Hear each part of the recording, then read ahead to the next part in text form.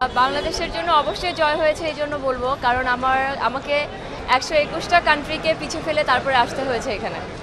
আর বাংলাদেশ থেকে এই প্রথম কেউ মিস ইউনিভার্স থেকে পজিশন পেল, এবং এবং বাংলাদেশের মানুষ যেভাবে এটার জন্য এগিয়ে এসেছে এবং যেভাবে ভোট করেছে, স্পেশালি সাধারণ জনগণ যেভাবে নেমে এসেছে, ইট মিনস এটাই আমাদের জয়ী।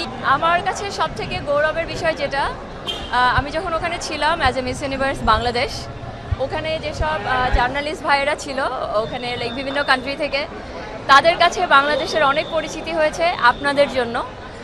আমাদের আমার জন্য যারা ভোট করেছেন, যারা আমার জন্য কমেন্ট করেছেন, যারা আমার ভিডিও শেয়ার করেছেন, প্রত্যেকটা মানুষ কিন্তু হেল্প করেছে বাংলাদেশের পরিচিতির জন্য।